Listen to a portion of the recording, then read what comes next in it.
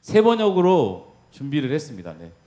김필 목사님이 세 번역으로 올리시겠다 그래서 네 그렇게 하십시오 해서 우리 1절부터 9절까지 잘 보이신가요? 네. 그러면 제가 먼저 1절 봉독합니다. 처음에 세상에는 언어가 예.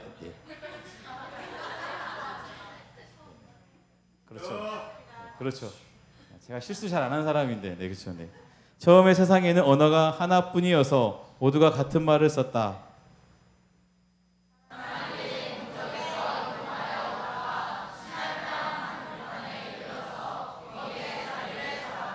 그들이 서로 말하였다. 자, 벽돌을 빚어서 단단히 구워내자. 사람들은 돌 대신에 벽돌을 쓰고 흙 대신에 역청을 썼다.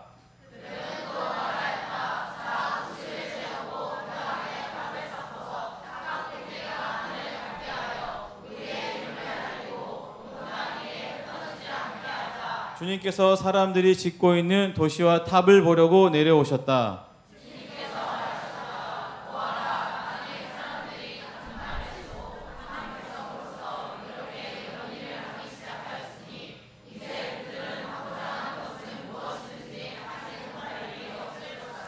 자, 우리가 내려가서 그들이 거기에서 하는 말을 뒤섞어서 그들이 서로 알아듣지 못하게 하자.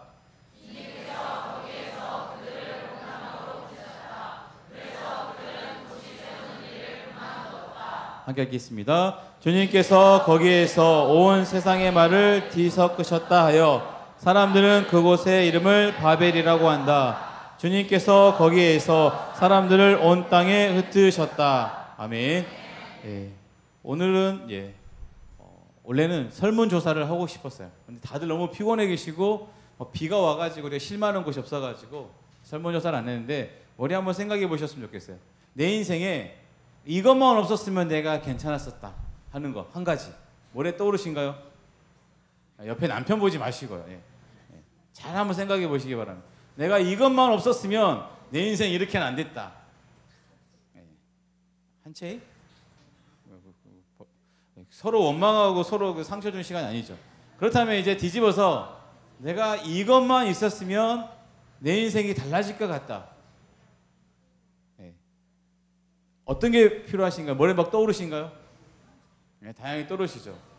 난 이거 이야기할 수 있겠다 하시는 분 계십니까? 비를 뚫고 오신 우리 박혜선 지사님. 기대하는 눈으로 저를 쳐다보고 계셔가지고 맨 뒤에 있는데 내가 이거 하나만 있으면 내 인생 달라질 것 같다. 창렬. 예, 그렇죠. 예, 남편 있으면 충분하죠.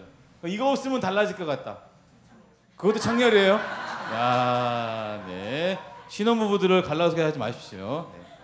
그러면 다른 질문 한번 해보겠습니다. 최근에 혹시 별을 보신 적 있으신가요? 오, 별을 많이 보셨어요? 오, 예마을교회 성도님들은 별 볼 시간도 있으시네요. 여유로우시네. 우리 그러면 이래교회 성도님들 별 좀 보셨습니까? 별로 못 보시네. 야. 순천이도 그렇죠. 정원이고 시골인데 별이 더 쏟아져야 되는데. 예. 저희가 이제 그 김필 목사님과 한 8년 전쯤에 우리가 이제 창조론에 대해서 좀 고민을 하고 다양한 책들을 이제 한 책 같이 공부하고 봤던 적이 있습니다. 그러다 보니까 뜻하지 않게 문과 출신인데 우주 과학에 대한 책들도 사서 보게 되고 또 유튜브가 막 발달되면서 다양한 교수님들의 강의도 있었어요. 그러면서 막연하게 생각했던 우주가 아니라 우주가 이렇게 광활하구나 하는 생각을 하게 되죠. 근데 그 광활한 우주를 바라보면서 하나님이 없다라고 생각하는 사람들은 그냥 하늘에 찌뿌연하게 우주 전반에 뿌려져 있는 그냥 가스 덩어리라고 생각을 하지만 하나님을 믿는 우리는 뭐라고 생각하죠? 이 수많은 별들을 저 별은 너의 별, 저 별은 나의 별. 이 땅에 내 땅은 하나도 없지만 저건 내 별이야 하는 마음으로 우리가 노래도 부르지만 그 우주에 촘촘하게 있는 모든 별들이 질서정연하게 자기의 일을 수행하는 걸 볼 때 그냥 전율이 저는 오더라고요. 그래서 와, 우리 하나님이 우리는 성경을 보거나 기도를 할 때 늘 내 문제 아니면 지구적인 환경 여기에밖에 생각하지 못하는데 우주 안에서의 지구는 정말로 전보다도 작은 존재라고 볼 수가 있죠. 그거 볼 때 하나님의 광대하심을 분명히 보게 됩니다.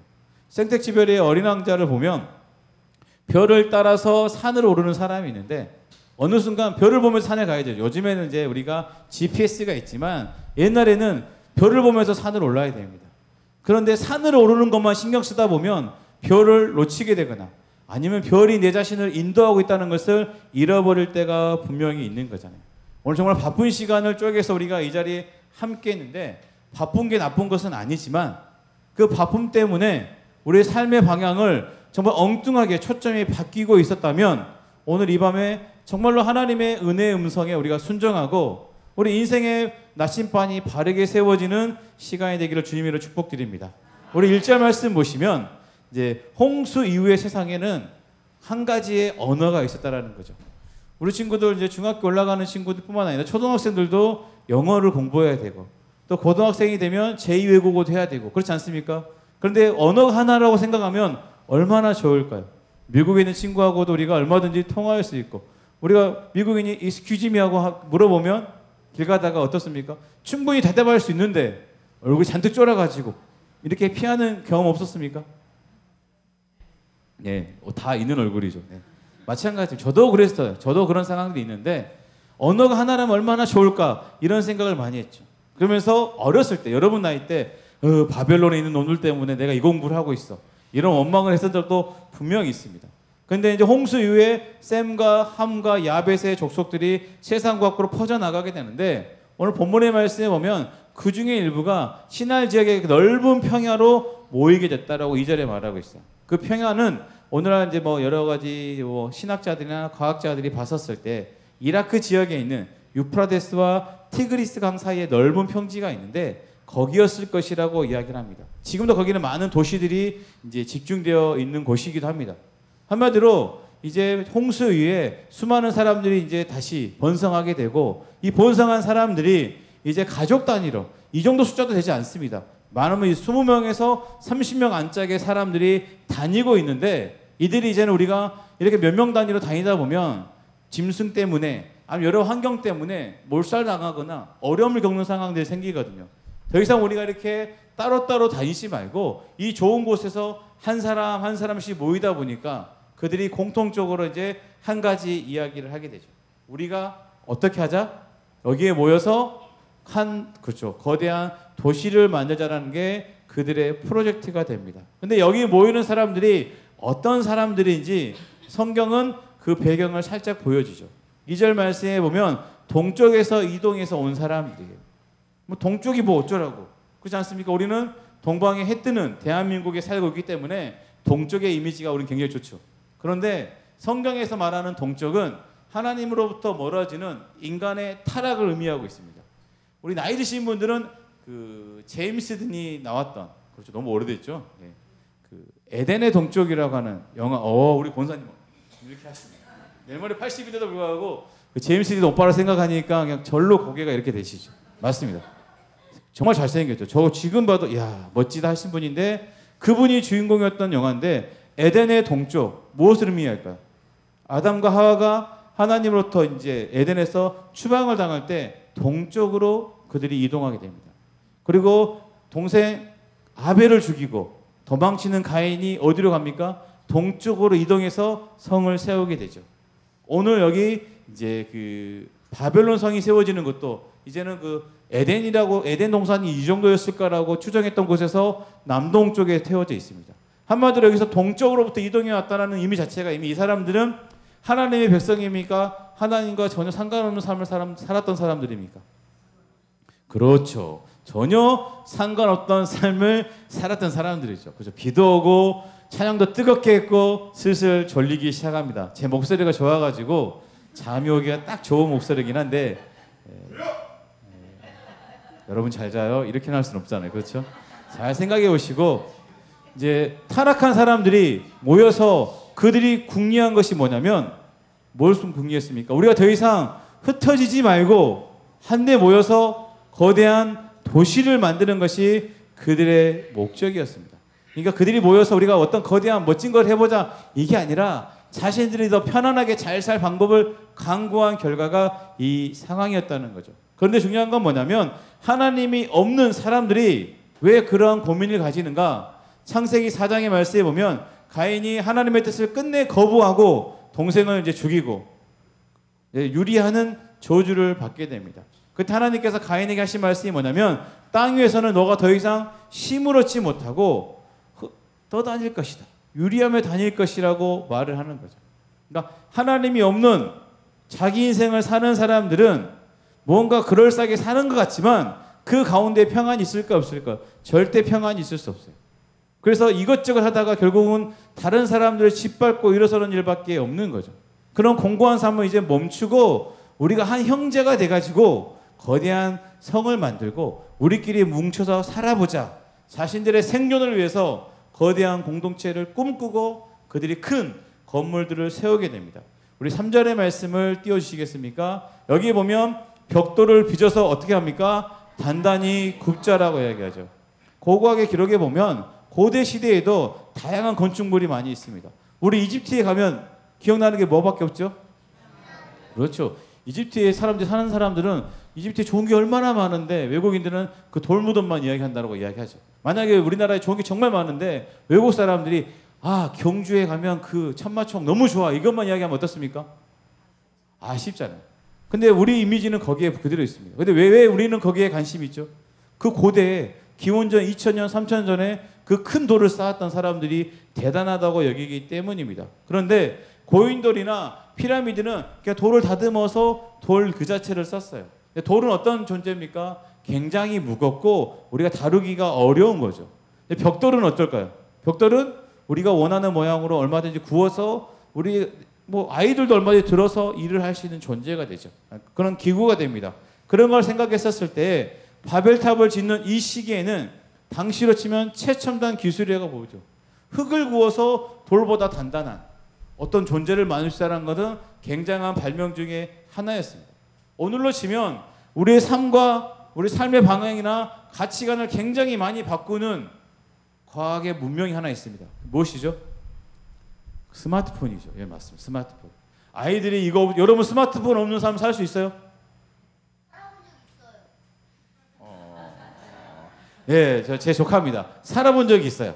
초등학교 3학년인데 살아본 적이 있습니다. 초등학교 3학년 1학기 시작할 때까지 간절하게 내 친구들은 다 있는데 나만 없다면서 늘 불행한 표정으로 살았는데 지금은 핸드폰 없이는 단 한순간도 못 사는 아이가 됐습니다. 그렇죠. 이런 상황이 지금 된 지 얼마나 됐습니까? 불과 10여 년 이 사이에 굉장히 많은 것이 바뀌어져 있는 거죠. 스마트폰처럼 당시에 벽돌을 굽는 기술은 그들의 삶의 그런 라이프 스타일을 바꿀 수 있는 굉장한 기술이었습니다. 게다가 역청을 이제는 어떻습니까? 그들이 조그만 땅을 파면 끈적끈적한 기름이 나왔는데 이것을 끓여가지고 이제는 벽돌에 바르기만 하면 이 벽돌은 어떻게 됩니까? 물에도 강하니까 큰 홍수가 나도 견딜 수 있는 건물을 짓게 되는 거죠.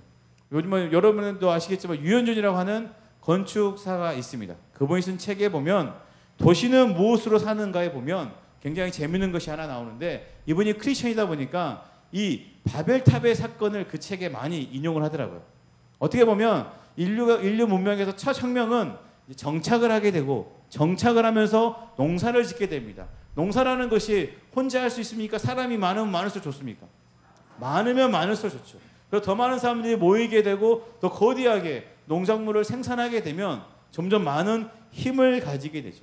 그러면서 뭐가 생겨났냐면 첫 번째로 도시가 형성되게 됐다는 거죠.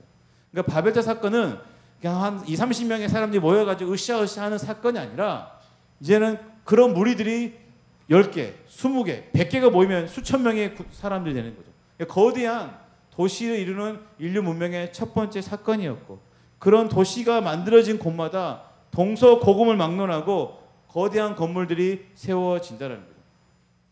순천에 오면 제가 이제 광주 살다가 순천에 왔지 않습니까? 저도 한때는 광주 시민이었습니다. 그렇죠?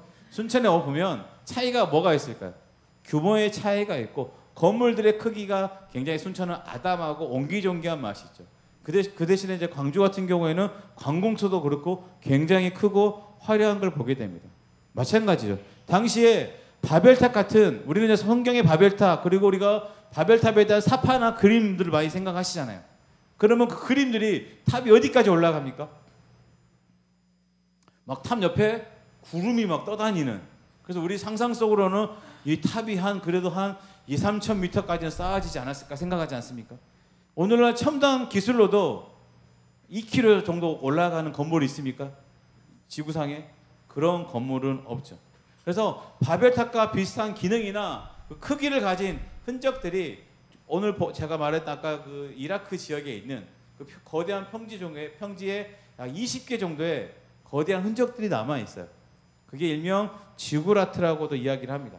그런데 이제 학자들이 이제 추측해 볼 때 높이가 한 40m에서 그 중에 가장 크고 큰 높이는 한 90m까지는 쌓아 올렸을 것이라고 생각을 합니다. 우리가 기원전 3000년 그 이전까지 4000년, 5000년까지 올라갔었을 때 그때 사람들이 모여가지고 90m 정도까지의 건물을 세운다는 것은 굉장한 거죠. 그게 뾰족한 탑이 아니라 굉장히 넓은 터를 그냥 계단처럼 쌓아 올린 것이라고 보면 돼요. 오늘날 같이 이런 건축술이 없기 때문에 뾰족하게는 절대 올릴 수가 없어요. 그래서 계단처럼 이렇게 쭉 사각형 모양으로 높게 쌓아져 있는 건데 지금은 그것보다 높은 건물들이 굉장히 많죠. 아마 여기 사시는 분들 중에는 아파트 한 20층 이상 사시는 분도 계실 거예요. 그분들은 뭐 이미 그 높이 이상에 살고 있는 거죠. 근데 저는 이제 시골에서 자랐기 때문에 제가 어렸을 때 순천의 아파트들을 한번 생각해봤어요. 말씀을 준비하면서 생각해봤더니 5층, 6층 정도가 대부분이었어요. 7, 8층이 있는데 그거는 이제 굉장히 힘들죠. 그때는 엘리베이터가 굉장히 드문 시대였기 때문에. 근데 제가 중학교 올라갈 때부터 이제 15층 정도 생긴 아파트들이 막 들어서기 시작했습니다. 그 아파트들이 들어서면서 이제 저도 저희 이모님이 13층에 12층인가 13층에 처음 사셨는데 그때 발코니에 가서 밑에 내려다보는 게 너무 무서웠던 기억이 있습니다. 그때 초등학교 때였는데. 그래서 그때는 제 기억입니다만 15층 아파트가 있으면 로얄층이 어디였습니까? 그렇죠. 7, 8층이에요. 저기는 엘리베이터 고장나면 올라가기 힘들고 그렇지 않습니까? 이왕 아파트 사는데 5, 6층 아파트들은 많이 있잖아요. 그러니까 7, 8층이 로얄층. 그래서 돈도 비싸고 거기 사는 사람들이 그래도 이 아파트 동에서 괜찮은 사람으로 생각을 했습니다. 요즘에는 어디가 로얄층입니까? 15층이면 15층이 로얄층이고 그렇죠. 높은 게 로얄층이고 요즘 새로 분양한 아파트들 보면 아예 꼭대기층은 가격도 훨씬 비싸게 해가지고 판매하는 걸 보게 됩니다. 왜 그러냐면 사람들이 유독 높은 층을 선호하는 이유가 있는데 그 높이에서는 아래가 보입니까? 아래가 다 뭐가 됩니까? 나만 누릴 수 있는 공간처럼 여긴다는 거죠. 그래서 사람들이 높은 곳에서 내려다보는 걸 좋아하고 이거는 뭐냐면 일명 권력자의 시선이라는 거예요. 그래서 저도 내려가서 설교를 해야 되는데 제가 키가 작기 때문에 저는 올라온 겁니다. 그렇게 생각하시면 돼요. 제가 내려가면 보이지 않기 때문에 저는 올라온 겁니다. 그런 마인드가 저는 전혀 없습니다. 근데 중요한 거는 권력이 없는 사람들은 아래에서 위를 내려다보는 거죠. 우리 사극 보면 왕이 어디 계십니까? 위에서 여봐라 그러면 짐이 아니죠. 신하들이 열심히 머리를 땅에 박으면서 예하는 거 보시죠. 그게 이제 사람들이 높은 것을 선호하는 그 마음이 있는 거죠. 현재 대한민국의 가장 높은 건물은 어디죠? 63빌딩?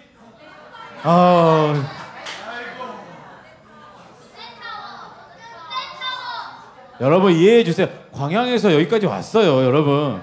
그렇게 하면 상처받았죠.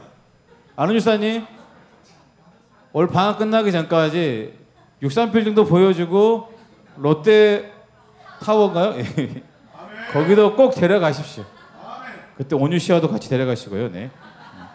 그렇죠. 근데 제 마음속에 고층 건물은 우리 조카가 말하고 있는 63빌딩이 아니죠. 지금 찾아봤더니 63 스퀘어로 바뀌었더라고. 예. 뭐 그게 그건데 어릴 적에는 가고 싶었는데 막 다녀온 친구들이 막 자랑하면 부러웠어요. 근데 혼자 어려서 갈 수가 없지 않습니까? 근데 커서는 이제 고소공포증 때문에 못 가고 멀리서 바라만 보고 있습니다. 거기 그 뷔페가 맛있다고 하면서 보기만 하는데 언젠가는 한번 꼭 가보고는 싶습니다. 중요한 거는 오늘 본문의 말씀을 보면 처음에는 사람들이 이제 몇몇 뭉쳐 사는 게 너무 힘들어서 흩어짐을 면하기 위해서 사라지는 것을 면하기 위해서 뭉쳐 사는 것이 그 사람들의 고민이었어요. 근데 점점 그들이 모여지고 거대한 건물들, 자신의 안위를 지키는 탑이 생기다 보니까 그 이 탑을 짓고 지으면서 아까 이라크 지역에 약 20개 정도의 흔적이 여전히 남아있는데 서로 더 높은 거, 저기는 40m인데 우리는 쟤들보다 훨씬 높아. 이런 걸 쌓고 쌓으면서부터 스물스물 인간 안에 숨겨져 있는 욕망이 드러나는 거죠. 처음에는 우리가 안전하게 살기만 하면 돼. 점점 높은 곳을 짓다 보니까 이왕이는 어땠습니까? 하늘에 닿고, 하늘에 닿는다는 걸 뭘 의미할까요? 내가 신의 눈높이에서 세상을 뭐 하겠다? 내려다보겠다는 말인 거죠. 내가 뭐가 되겠다는 겁니까? 신이 될 수 있다는 거죠.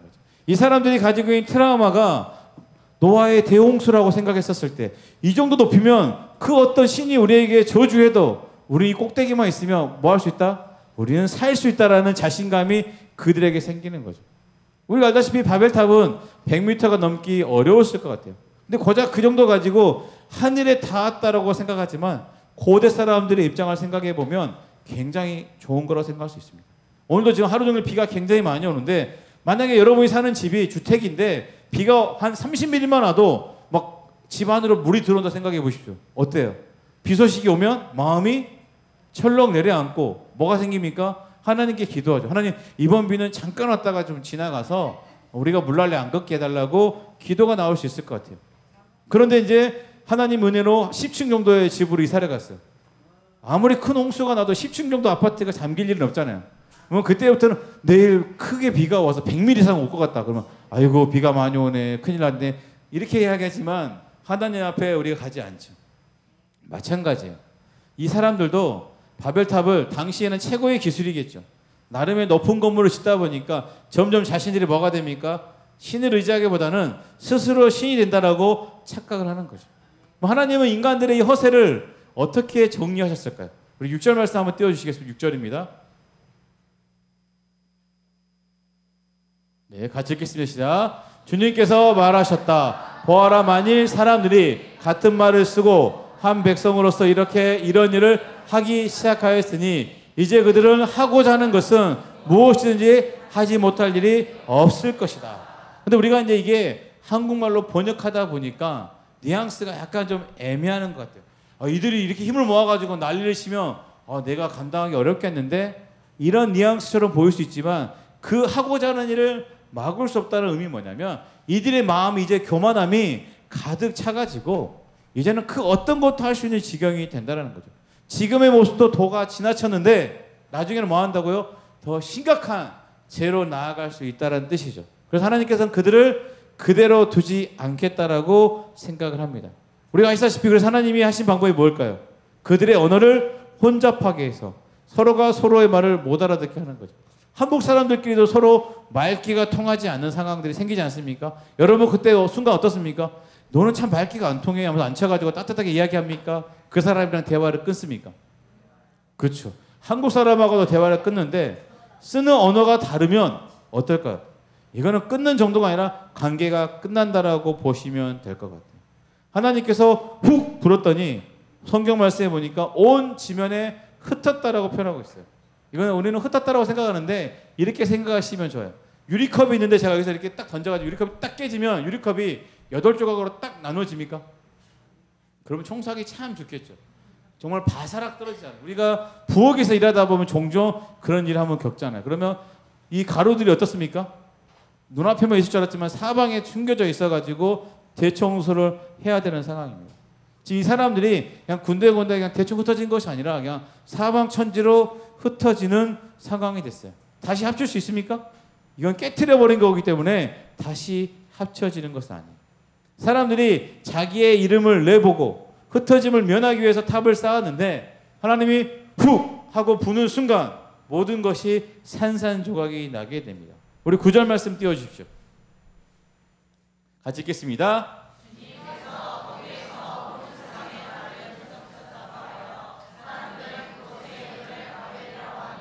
주님께서 거기에 사람들을 온 땅에 흩으셨다. 온 땅으로 깨트려 버리셨다 라고 보시면 될 것 같아요.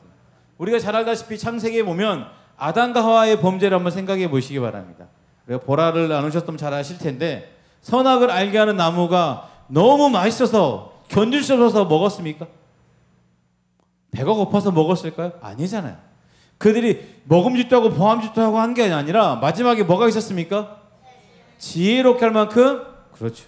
사탄의 이야기를 들어보니까 이것만 먹으면 뭐가 된다는 거, 내가 하나님처럼 될 수 있는 거죠. 하나님 없이 내 인생 내가 한번 재미있게 살아볼 수 있겠다라는 생각이 그들이 드는 거죠. 근데 모든 것을 창조하시고 하나님이 주신 영광으로 살아가는 그 인간이 그 영광을 가로채려고 하는 것이 죄의 시작이라는 것이 성경에서 기록이 되어 있고, 그 아담의 후손들이 바벨탑을 짓는 자들도 결국 뭡니까? 우리가 힘만 모으면 뭐 할 수 있다? 하나님처럼 될 수 있다는 그 교만으로 하나님이 그들을 흩어버리시는 거죠. 이렇게 한번 생각해 봤으면 좋겠어요. 오늘날 여러분들이 살고 있는 광주나 순천이나 광양, 여수도 있습니다. 또 다른 지역 뺀 데 있습니까? 딱 이 네 군데 다 사실 거 계십니까? 재밌겠네요. 내일 놀 때 아주 힘있게 먹을 수 있겠는데, 여러분이 사는 그 지역이나 여러분들의 그 상황을 한번 생각해 보십시오.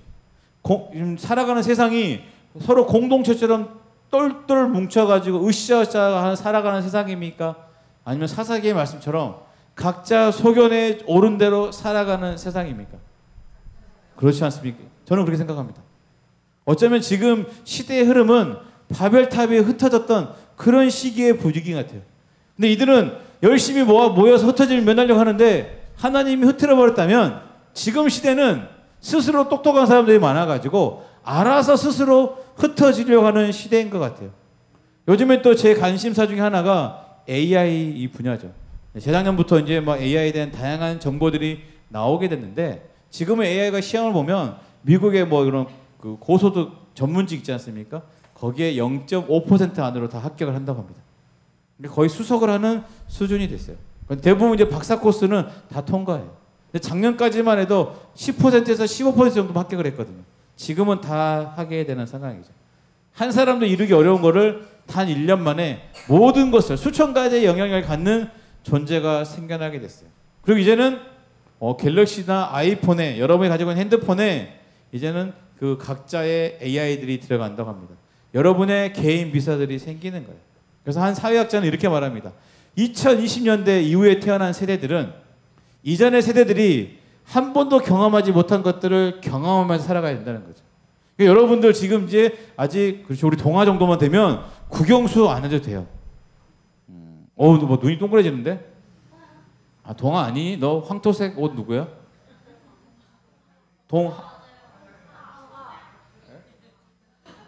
네, 아무튼 모르는 아이는 아닙니다. 아는 아이인데 제가 이름을 모를 뿐입니다. 제가 열심히 AI랑 공부해서 이름 다 외워오겠습니다. 그러니까 지금은 그런 시대가 됐어요. 그런데 이제 이렇게도 이야기합니다. AI가 되고 이제 정말 개인을 도와주는 이 비서가 생기면 이제는 인간이 어떻게 됩니까? 더 개인화가 되고 고립화가 될 수 있는 상황이 생긴다. 대책을 마련해야 된다라는 또 이야기를 하시더라고요. 그런데 그분이 말하면서 이게 과연 되겠습니까? 라고 질문하는 그 패널에게 이렇게 이야기합니다. 지금 대한민국뿐만 아니라 전 세계 사회를 잘 보면 사회들이 굉장히 쪼개져 있다는 거죠. 굉장히 극단적으로 많이 쪼개져 있는 사회들이 되었다는 거죠. 근데 그 시작을 잘 추적해 보니까 SNS, 일명 소셜미디어가 원인이라고 이야기하는 거죠. 우리 스스로는 잘 모르는데 우리가 보는 모든 정보 속에서 수많은 가짜 뉴스가 있고, 이게 이제 AI가 되면 더 많이 가속하게 되는 거죠. 아까도 어떤 청년이 자기는 어떤 음악 어플을 좋아하는데 알고리즘이 다양하다라고. 여러분 5년 전에 혹시 알고리즘이라는 단어 혹시 아셨습니까? 네, 그렇죠. 뭘 물어보겠습니까, 제가. 그렇죠. 지금은 알고리즘은 어떻습니까? 너무너무 잘 알죠. 왜냐하면 제가 지금 이제 오른쪽 무릎에 인대가 약간 좀 다쳤습니다. 이 무릎 때문에 최근에 유튜브로도 검색해보고 이제 네이버 같은 데 검색해보겠죠. 그랬더니 갑자기 저한테 뜨는 광고들이 청간보, 뭐 연골주사, 뭐 백스엑스 뭐 해가지고 뭐 그게 계속 뜨는 거죠. 이걸 보라는 겁니다. 그러면서 또 글루코사민, 한 번도 들어보지 못한 약들이 막 저한테 소개되죠. 이게 이제 알고리즘이 저한테 이미 들어오게 되는 겁니다. 이런 상황이 반복되면 에코 챔버라는 게 있어요. 뭐냐면 우리가 메아리가 울리는 방에 들어가 혼자 막 울리면 그 소리만 계속 듣고 보고 싶은 것만 보고 듣고 싶은 것만 듣게 되면 어떻게 될까요? 그게 전부인 거로 생각이 되는 거죠. 우리가 세상에 가장 무서운 사람이 뭡니까? 책 한 권 읽은 사람이잖아요. 자기가 가지고 있는 생각이 옳다라고 주장하는 사람이 너무너무 무서운데 이게 너무너무 많아졌다는 거죠. 그래서 생각이 굉장히 양극화로 가고 있고, 그래서 예전같이 가운데 애매하게 이것도 좋은 것 같은데 저것도 좋은 것 같은데 하는 사람들이 거의 없습니다. 우리나라 정치 이상해라고 하지만 미국 보시면 어떻습니까? 조금 안심되지 않습니까? 안 됩니까? 더 불안해집니까? 예, 더 기도하시기 바랍니다. 오늘 뜨겁게 우리가 기도해야 될 것 같은데, 중요한 것은 많은 과학자들이 초창기에 SNS가 나올 때는 좋은 점이 있었다고 생각했습니다. 처음엔 좋은 점도 있었습니다. 다양한 의견 교환들이 지역을 넘어서 전 세계가 가능한 세상이 됐어요. 그래서 전 세계가 더 하나 되는 세상이 올 줄 알았는데 그렇지 않다는 거죠. 그 중심에는 뭐가 있습니까? 사람들은 여전히 자기 안에 자기밖에 없는 거예요. 오늘 첫 시간에 김필호 목사님이 뭘 말씀했습니까? 비움의 영성. 그렇죠? 우리 신앙의 가장 중요한 것은 예수님의 모습의 경건을 닮아가야 되는데, 그 중에 첫 번째가 뭐죠? 나를 부인하는 거. 나를 비우는 게 너무너무 중요한데, 오늘 현대인들이 가장 좋아하는 건 뭘까요? 나르시즘이죠. 자신을 사랑하는 사람들이 굉장히 많이 있죠. 자신을 사랑하지 말라는 뜻이 아니에요. 자존감 없이 세상을 살아가는 뜻이 아니라 자기만 보게 만드는 거죠. 너한테는 이게 정말 어울리는 것 같아. 수많은 정보가 그렇게 오는 거죠. 그러다 보니까 어떻습니까? 자기 소견에 좋은 것만, 정보도 편식하고 먹는 것도 편식하고, 그러면서 세상과 사회가 갈라지고 있는 거예요. 최근에 한 그 경제 리포트를 봤는데, 외국 여러 회사가 이제 낸 리포트입니다.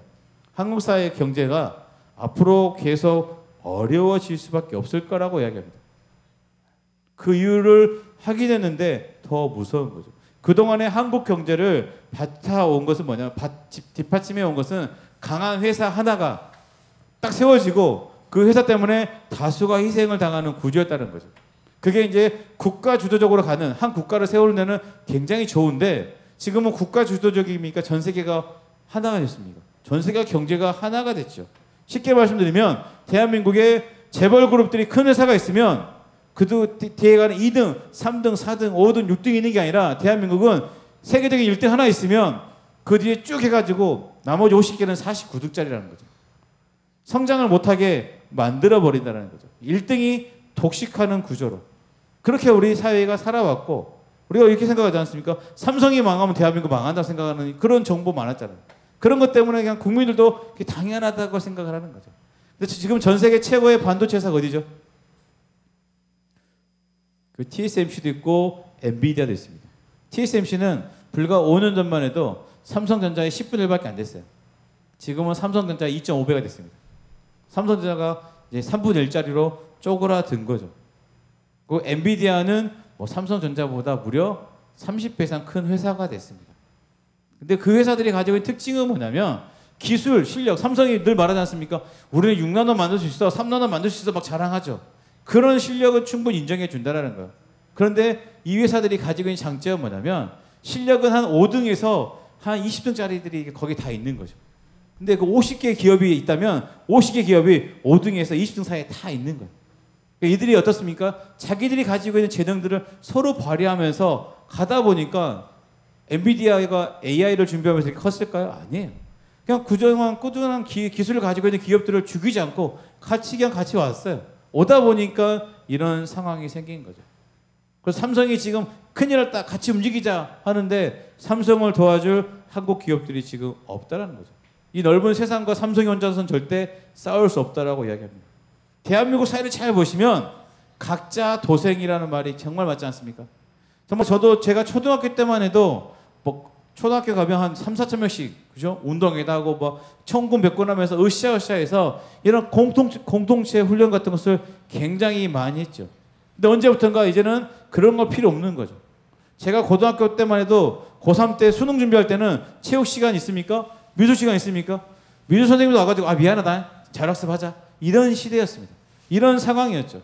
그냥 국영수만 잘하면 친구는 놔두고 나중에 네가 성공하면 얼마든지 만들 수 있어. 나중에 성공해서 그 애들하고 살아. 이게 대한민국 시대였죠. 저희 부모님도 저를 그렇게 가르치진 않았지만 사회적 흐름이 계속 그렇게 가고 있는 것 같아요. 여러분 혹시 옆집에 아파트 사신다 분, 옆집에 사는 이웃과 우린 정말 친하게 지내는데요 하시는 분 계십니까? 한번 손 한번 들어보십시오.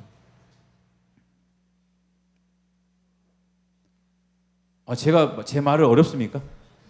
아니, 아파트 안 사셔도 됩니다. 아니, 아파트가 아니라 주택을 사셔도 되고, 그냥 뭐 원룸을 사셔도 되고, 어디 상관없어요. 난 기숙사인데, 기숙사는 내두고요. 학생들이니까. 내 주거 상황에서 내 옆집 사람들하고, 그럼 난 터놓고 생활하는 사람입니다. 있으신가요? 제가 초등학교 4학년 때 이제 아파트에 그때 살았습니다. 그때 뭐 저희 부모님이 잠깐 바쁘시다 보면 바로 앞집에 있는 아주머니가 야 이거 먹어라 하면서 감자도 갖다 주시고 이랬던 기억이 있어요. 정말입니다. 근데 지금 제가 이제 그 광주에 살 때는 그 앞에 집이 자꾸 바뀌어가지고 이사 자주 가시는 바람에 친해지지 않았고 순천에 와서는 이제 옆집에 할아버지랑 인사는 잘 드리지만 그렇게 막 살갑게 3년이 돼가는데 아직 좀 어려운 상황이죠. 잘 한번 생각해 보십시오. 하나님의 심판이 바벨탑의 그 심판이 지금 우리 삶에 이미 임하고 있는 나라가 저는 대한민국이 아닐까 생각을 합니다. 우리는 하나님이 흩어진지 모르고 스스로 열심히 흩어지는 나라였어요. 불과 30년 전에는 대한민국은 뭐로 나눠졌습니까? 남북 갈등밖에 없었어요. 그 선거철에만 잠깐 동서 갈등이 잠깐 있었지 그런 거 없었어요. 지금 어떻습니까? 온갖 갈등이 많고 남녀 갈등이 있고 이제 세대 갈등을 넘어서 온갖 갈등이 있습니다. 심지어 교회 안에도 예수 그리스도 안에 좌파 우파가 있습니까? 지금 어떤 시대가 됐습니까? 너 누구 지지해? 우리 예수님밖에 없잖아요. 너 누구 지지해? 아이 저 목사 가짜네 빨갱이네. 이런 시대가 되어버렸어요.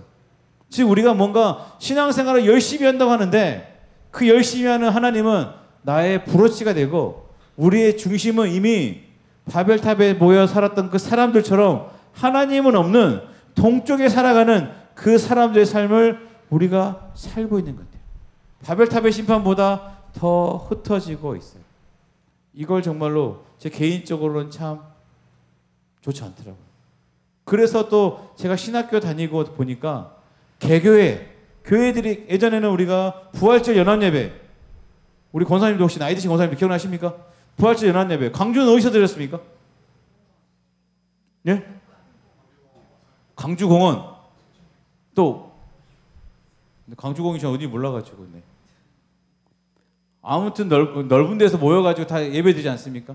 저도 중고등학교 때 보면 저희는 매산고등학교 매산땡이라고 있습니다. 거기에 이제 그 운동장에 정말로 온 흰 옷 입으신 분들이 정말로 안 믿는 사람들 보면 무서울 거예요. 새벽에 흰 옷 입으신 분들이 막 올라가가지고 거기 모여서 수천 명이 모여서 예배 그게 제 머릿속에 사진처럼 남아있어요.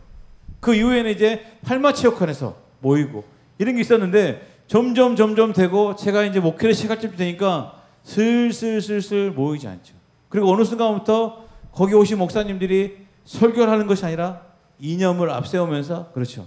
말씀을 왜곡하는 분들도 많이 있었던 것도 사실이죠. 그래서 어떻게 보면 김필환 목사님이랑 이제 나름의 목회를 이야기 나눌 때 우리 교회가 우리 이제 친한 동기들끼리라도 친한 목사님들끼리라도 그 교회들이 모여서 그래서 지금 우리가 두 교회가 모였지만 한 5년 후, 6년 후에는 또 두세 교회가 더 함께 모여가지고 그때는 이제 우리가 좀 더 우리가 아까 그 안은미 사모님이 열심히 기도하실 것 같아요. 우리가 리조트 한번 가봅시다 이렇게 저한테 그러시더라고요. 그래서 그때 우리가 리조트도 좀 가보고 그렇지 않습니까? 좀 이제 비 와도 그냥 괜찮은 곳에서 그렇지만 그럴수록 저는 오늘 우리가 비 맞으면서 뛰어다녔던 이 날이 정말 기억날 것 같아요. 오늘 하나님 우리가 오랜만에가 아니라 처음 모이고 있는데 참 환경이 너무 좋지 않네요 라고 기도하는데 그 문득 저 예전의 상황들이 지나가는데 우리가 좋았던 것도 기억에 남지만 정말로 이런 상황에서 받은 은혜가 정말로 오랫동안 기억에 남거든요. 그리고 또 김필환 목사님에게 이것을 또 권유했던 거 하나는 뭐냐면 또 새로운 교회가 예마본 교회와 만나가지고 그렇죠? 하나 연합되어 가는 그 과정을 보는데 그 트러블 없이 두 교회가 하나 되기가 정말 쉽지 않거든요. 우리 이래교회도 두 교회가 하나 됐지만 중간중간에 어려움 때문에 떠나신 분들이 많이 있었거든요. 그런데 정말 하나님 은혜로 정말 하나가 되고 같은 영적인 스피릿을 가지고 가는 모습이 저에게 도전이 됐어요. 그래서 우리 성도님도 보고 배워라 이게 아니라 그런 좋은 영향력을 우리가 같이 나누면 좋겠다. 그리고 그 안에서 우리가 또 풍성한 교제도 나누면 좋겠다. 원래 계획은 저녁 한 7시쯤에 설교하고 8시쯤에 다 끝내고 8시부터는 우리 나이 드신 분들이 같이 윷놀이도 하고 나름 재밌게 노는 게 제 머릿속에 있었거든요. 그런데 제목이 금요 성령 충만 기도회가 됐어요. 가지고 이건 뭔가 해서 제가 무릎이 지금 아픔에도 불구하고 은혜롭게 진행하려고 합니다. 중요한 건 또 이게 있습니다. 새로운 교회가 또 좋은 모습도 있지만 김필환 목사님이 가지고 있는 은사가 뭐냐면 제가 본 거 그래요. 전혀 어울릴 것 같지 않은 사람들이 있는데 그들을 한 대 묶어놔요. 이분의 은사는 뭐냐면 흩어짐을 면하게 하는 은사가 있는 것 같아요. 그래서 교회에 처음 등록하는 게 어렵습니까? 이 교회를 떠나는 게 어렵습니까? 그렇죠. 조직폭력배 같은 느낌 있지 않습니까? 네. 거기는 손가락이라도 끊어야 되는데 이거는 뭘 끊어야 될지 모르겠어요. 그런 끈끈함이 있는 것을 저는 굉장히 좋다고 생각을 해요. 그런데 잘 생각해 보시기 바랍니다. 바벨탑의 심판, 하나님이 흩어버리시는 것이 그 핵심이었죠. 그런데 중요한 것은 이것이 하나님의 이 심판과 저주가 온전히 회복되는 장면이 성경에 한 장면이 나옵니다. 혹시 아십니까? 그렇죠. 모를 것 같아서 제가 준비했죠. 예, 우리 사도행전 2장 어떤 사건이 있습니까? 오순절 성령 강림의 사건이 있죠. 예수님이 떠나시고 두려움으로 흩었던 제자들이 이제는 마가의 다락방에 모여서 열심히 기도하는데 예수님이 약속한 성령을 10일 만에 성령님께서 오시고 그들 가운데 놀라운 은혜를 주시죠. 그래서 성경 말씀 잘 보시면 각자 성령이 주시는 대로 다양한 언어로 말을 합니다. 근데 그들이 막 기도하는 소리가 아마도 이제 그 절기 때문에 올라온 수많은 사람들, 순례객들에게 들렸던 것 같아요. 그러니까 헬라파 유대인들에게 들린 거죠. 우리로 치면 미국에서 태어난 한국 사람, 영국에 태어난 한국 사람, 독일에 태어난 한국 사람이 와서 이제 그 예마분교 앞에 지나가는데 예마분교 성도들이 뜨겁게 기도합니다. 했더니 그들이 다른 지역에서 왔는데 그 성경의 내용을 보면 최소 17개 지역입니다. 이 사람들이 깜짝 놀라죠. 그들이 하는 기도를 듣는데 서로 각기 다른 말이잖아요. 근데 그 사람들이 자기 지방의 말로, 그러니까 자기 그런 그 네이티브 스피커로 들리는 것을 보고 깜짝 놀라는 거죠. 무슨 사건입니까? 모든 언어가 하나 되는 현장인 줄로 믿으시기 바랍니다. 우리 하나님은 사람들을 흩으시고 혼란케 하는 것을 즐겨 하시는 분이 절대 아님을 기억하시기 바랍니다. 시편 133편 말씀에 보면 그 얼마나 아름다운가 형제와 자매가 어울려서 함께하는 모습. 세 번역이고 우리가 잘 아는 개혁성경 뭐죠? 형제가 서로 동거함이 얼마나 아름다운가. 그렇죠. 이 말씀을 잘 생각해 보면 이게 얼마나 아름다우면 시편 기자는 이렇게 말합니다. 머리에 부은 보배로운 기름이 수염 곧 아론의 수염을 다 흘러서 어깨까지 흘러내린다는 거죠. 당시에 그 귀한 그 기름이 있는데 그 하나님께 드릴 귀한 기름이 머리에 부어서 우리가 향수를 부으면 향수가 막 흘러가 여기까지 오는 사람 있습니까? 그렇게 막 쓰시는 분 있습니까? 아까워서 못 쓰잖아요. 그런데 그렇게 쓰시기를 꼭 간곡하게 부탁드립니다. 근데 그런 것을 은혜롭게 하나님의 충만한 복을 누리는 상황 같고 헐몬산의 이슬이 시온산에 내린 것 같다는 거죠. 헐몬산은 이스라엘 북쪽 쪽에 가장 높은 산 만년선, 거기서 눈이 늘 있고 거기에서 내리는 물이 이스라엘 백성들이 먹고 마실 수 있는 그런 물의 원천이 됩니다. 그럼 한마디로 뭘까요? 형제가 동거한다는 것은 그들이 가진 영향력으로 인해서 누가 살아난다는 겁니까? 그 주변의 사람들이 살아나는 역사가 있음을 기억하시기 바랍니다. 우리가 함께 동거할 때 하나님의 은혜와 능력의 역사의 복이 흘러감을 기억하시기 바랍니다. 바벨론의 뜻이 무엇이었습니까? 혼란케 하는 것. 그렇죠. 인간은 원래 어떤 존재입니까? 혼란스러운 존재죠. 인류 역사는 어떻습니까? 기술이 발전하고 문화가 발전하면 더 살기 좋아져야 되는데 우리 박상자 권사님 20대 때 처녀 때 그렇죠. 그때의 대한민국 지금의 대한민국 언제가 더 그립습니까? 네, 여기에 뭐 다 있죠. 시대가 발달하고 사람들이 더 많은 지식을 가지고 있으면 세상이 좋아질 것 같은데 절대 그렇지 않아요. 더 혼란스러워지는 것 같아요. 더 미래가 불투명해진 시대를 우리가 살고 있습니다. 그런데 우리 성도님들도 이제 모태신앙 말고 모태신앙도 마찬가지일 것 같아요. 하나님을 우리가 온전히 인격적으로 경험하지 않으면 그 인생은 혼란의 연속인데 하나님을 만나는 순간 우리 혼돈의 역사가 끝나면 믿으시기 바랍니다. 왜? 질서이신 하나님을 만나면 우리 삶에 질서가 생기게 됩니다. 혼란스럽던 내 앞이 뭐가 됩니까? 내가 가야 할 길이 보여지게 돼요.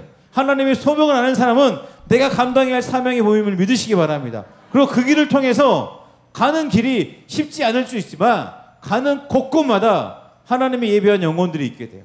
거기 수많은 영혼들을 우리가 품어대면서 관계가 회복되게 되고 깨어지고 망가진 내 마음의 모든 것들이 치유받음을 믿으시기 바랍니다. 그 과정에서 뭐가 됩니까? 우리가 믿음의 거룩한 공동체가 되어져 가는 거예요. 그렇기 때문에 우리 인간이 가야 할 길은 우리 흩어짐을 면하고 내가 이 땅에서 어떻게 잘 살아볼까 하는 전전긍긍한 그 인생을 위해서 나를 위한 바벨탑을 쌓는 그런 인생이 아니라 우리가 정말로 날마다 가까이 해야 할 현장은 어디입니까? 성령이 맺던 마가의 다락방인 줄로 믿으시기 바랍니다. 이때 우리가 뭐가 시작됩니까? 하나님의 나라가, 그분의 언어가 내 삶이 천국으로 바뀜을 믿으시기 바랍니다. 오늘 우리 이 밤에 김필호 목사님과 함께 우리가 또 뜨겁게 기도할 텐데, 우리가 무릎 꿇고 기도하는 이 자리가 우리의 서로가 또 서로 어디서 오셨습니까? 인사 나누는 이 작은 교제가 뭐가 됩니까? 2000년 전에 마가의 다락방에서 일어났던 하나님의 역사의 한 줄기인 줄로 믿으시기 바랍니다. 우리의 마음이, 우리의 무릎이 이 시간에 주님께 온전히 꿇어졌으면 좋겠습니다. 그래서 우리 삶의 현장에서 내가 나 혼자 위해서 다 끊어버렸던 관계들이 회복되는 시작이 되었으면 좋겠어요. 그래서 우리가 믿음으로 하나님의 영광을 바라보고 내 삶의 모든 현장 속에서 여전히 역사하시는 하나님을 목적을 삼고 살아가시기 바랍니다. 하나님을 알지 못했던 그 사람들에게도 하나님이 와서 그들을 더 이상 더 큰 죄를 짓기 전에 흩어버리셨던 것처럼, 그때 우리는 주님의 은혜 속에서 유리하는 인생도 아니고 어떻게 내 인생 잘 살아볼까 전전긍긍한 인생이 아님을 믿으시기 바랍니다. 오직 우리 하나님의 인도하신 가운데 오늘 충만한 은혜의 자리로 우리 성도님 나갔으면 좋겠습니다. 우리는 흩어짐을 위해 살아가는 인생이 아니라 하나님의 영광 가운데 이레교회와 새로운 예마본 교회와 우리 이레교회가, 그리고 또 청주에서 지금 오셔가지고 우리 성도님들의 몸을 만져주신 천안입니까? 나 늘 청주라고 하는지 잘 모르겠어요. 천안이라고 늘 말씀하시는데 늘 청주라고 이야기하고 있습니다. 제가 그쪽 지역을 잘 모릅니다. 근데 제가 그 지역명을 잘 헷갈렸기 때문에 우스갯소리로 제가 예전에 그 강원도에서 목회하는 친구에게 특강을 요청받았어요. 그 친구는 충주로 오라고 저한테 이야기했던 것 같은데 저는 청주로 갔습니다. 터미널에 내렸어요.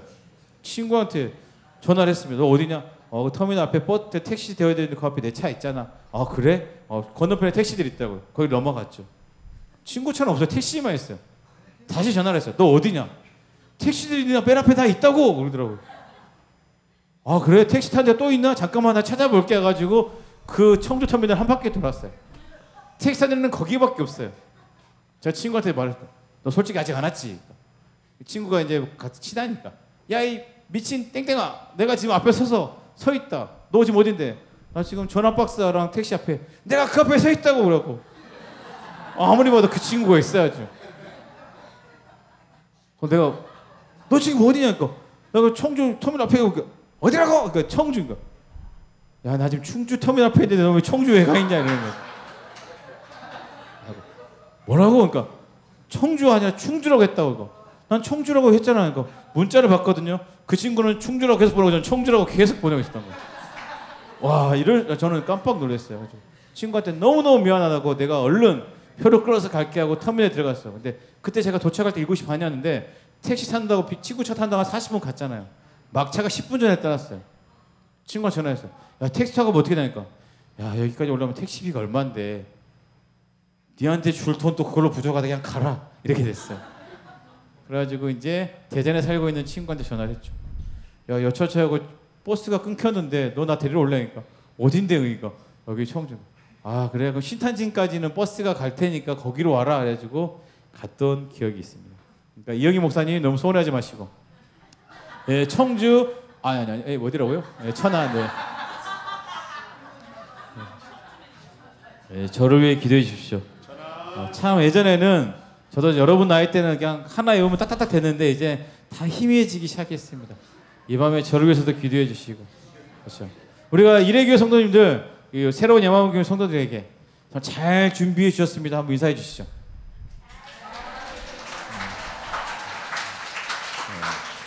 우리 새로운 예마본교회 성도님들은 잘 갚겠습니다. 우리도 예전에 한번 초대해서 그렇지 않습니까?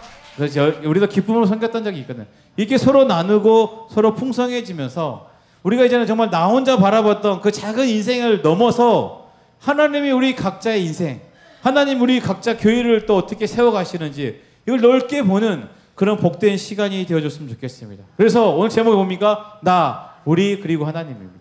나를 살리는 것은 우리 믿음의 공동체고, 우리 믿음의 공동체에 이끄시는 분 누구십니까? 하나님 한 분뿐임을 믿으시기 바랍니다.